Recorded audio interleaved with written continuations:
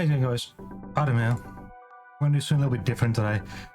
We're actually going to do a tier list, something I've never done before. And we're going to actually base it on what I think is the most fun killers to face on Dead by Daylight. Fun to me is interactive gameplay.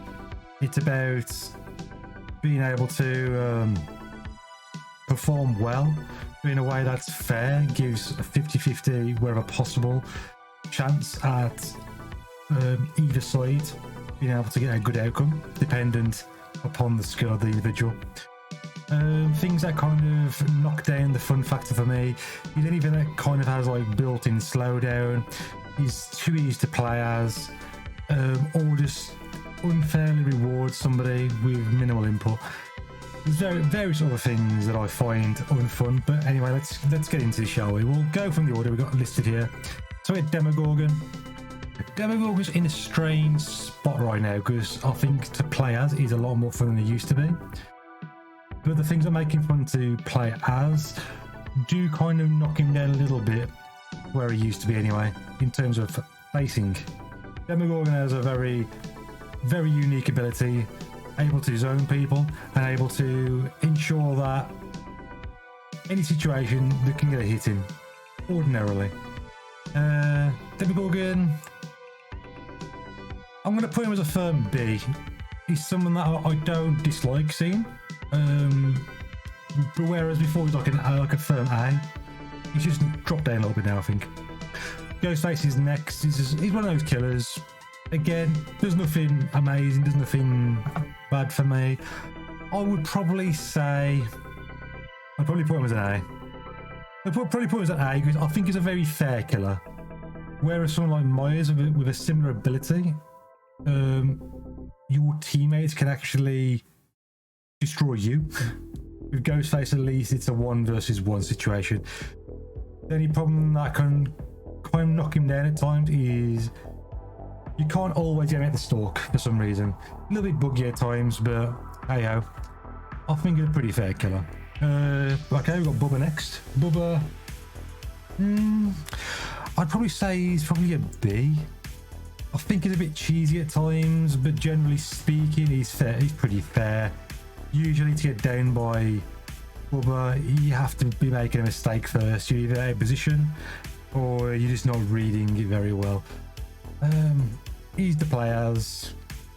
I'd say middle ground, yeah. All right. Clown's next. Okay, this is going to be a strange, another strange one. A little bit of a problem one for some people. Clown for me, I'll probably put him as a B. The thing with Clown though, he's whilst it can be a little bit unfun to be in the 1 versus 1 chase just because of the way you have to play against him. You kind of know that that's all he's got going for him, and because of that, you can sort of enjoy the rest of the game because you kind of know the game's going to go in your favour, unless he's a really, really good clown. So I'd probably say in middle of the park there. I'd probably say a firm B. Doc's next. Used to hate facing Doc lately, not too bothered really. I'd probably say a B as well. I could have easily put him down to C, but he doesn't annoy me that much. It takes a very, very good Doc to make it like a C for me. You can negate some loops and some tiles that can be a little bit frustrating, but generally speaking, you got some game to play against him, which is decent. Hag, though, comes next, and playing as I like playing as Hag. People know that. To play against you can be very, very frustrating. I'll put her as C. Simply because the vast majority of Hags play in one certain way, and I play in a similar kind of fashion, and I know for a fact, just because how I feel when I'm doing it, just how cheesy and abusive it can be. Not abusive, I can't think of the right word for it. It can be very difficult to get the saves, it can be very difficult to run them around and stuff like that.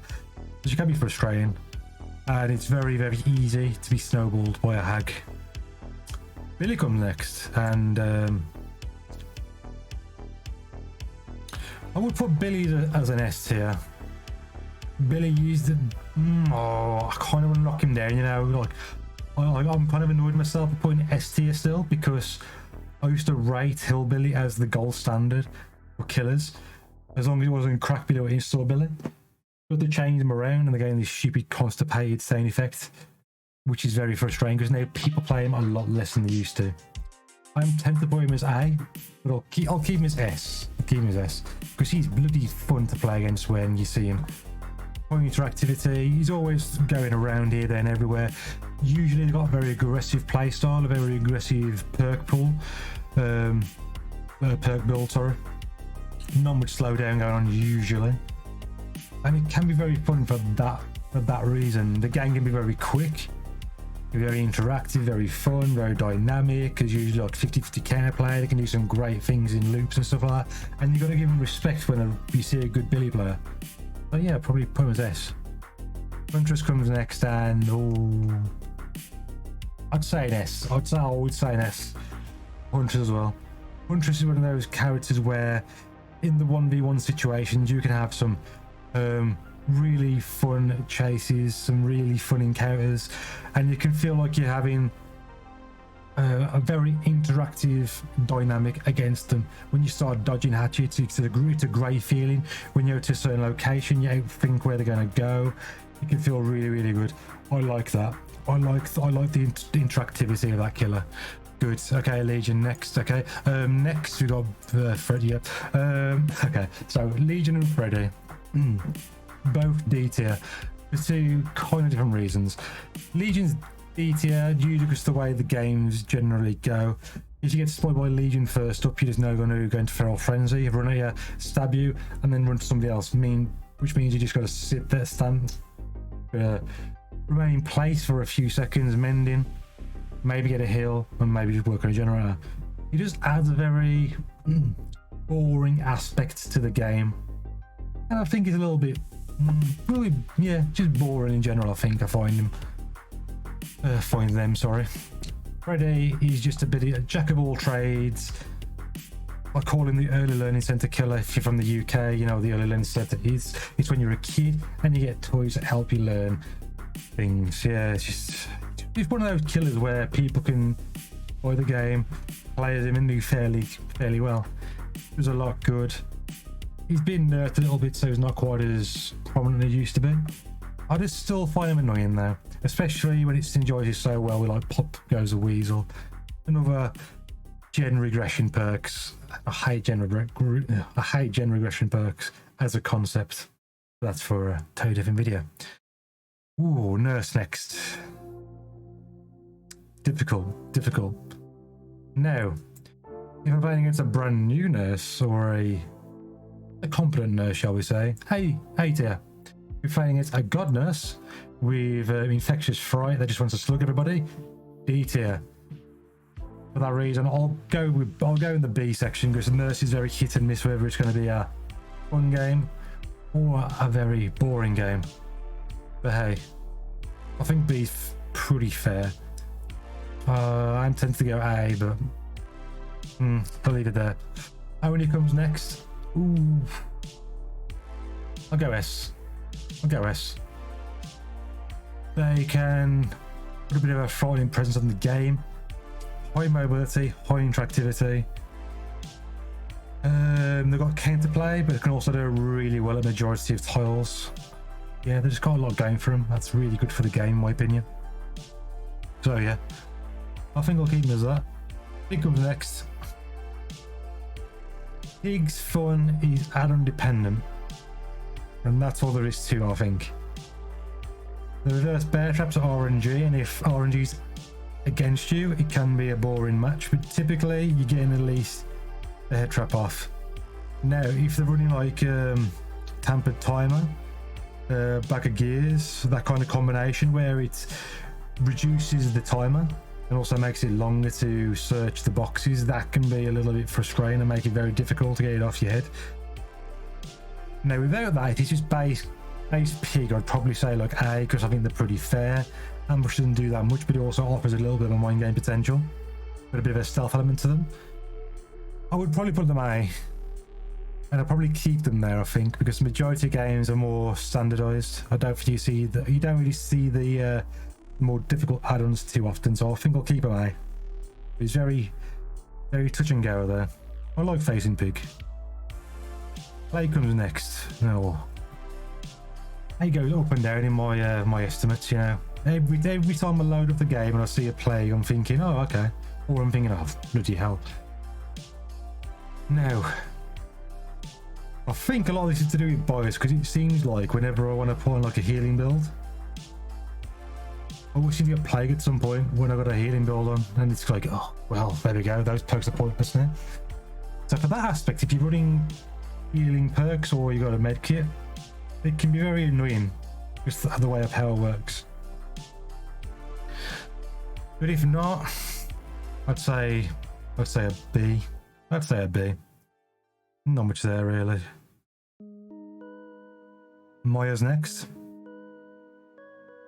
Ooh, Moya's is one of those where you can... I think typically you have fun against Moya's. Typically, or I should say I have fun against Moya's. 9 times out of 10, I'll have fun against a Moya's player. There is that 1 out of 10 you'll get where your teammates have like allowed to get like 99% stalk. And even though you've outperformed, like, you've outpositioned the Moyas and you've kept your distance and you've done everything right, and suddenly you're getting that 1% stalk against you from Moyas and it'll just like down you in one hit. That's frustrating. But typically, I have fun against Moyas. I think he has to obey all the rules of the game. He has a little bit going for him with the insta-down ability at tier 3. And he's got a lot of counterplay. You never feel like you're being unfairly punished by Moyas unless he's running really strong add-ons, or like I say, your teammates have fed him. I'd say he's a firm A for me. Spirit's next.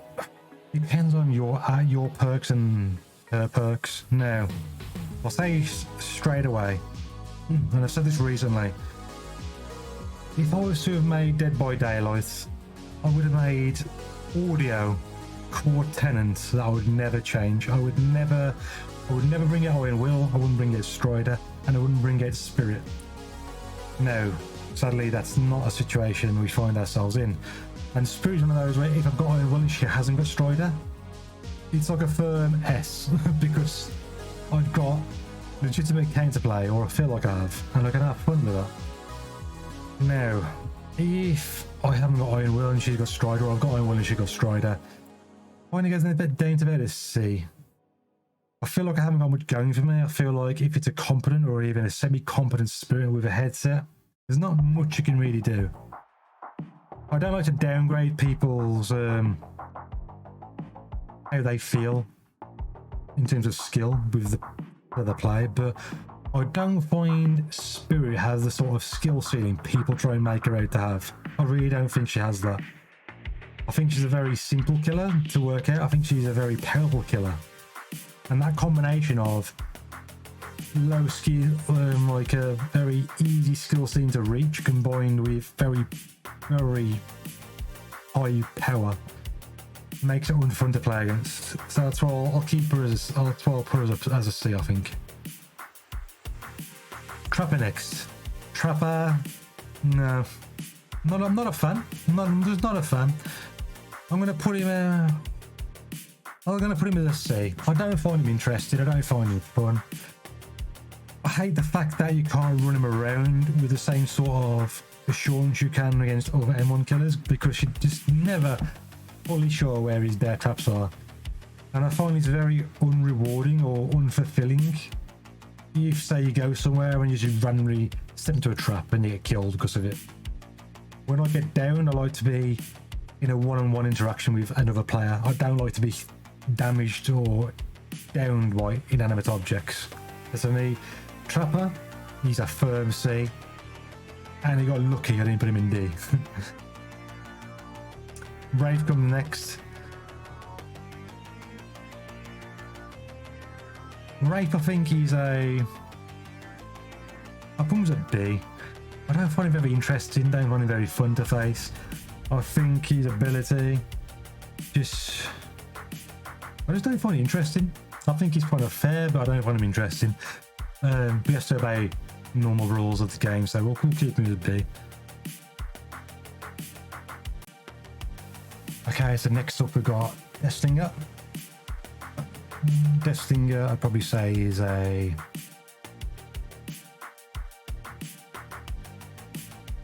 I'm caught between these. I'd probably say a C.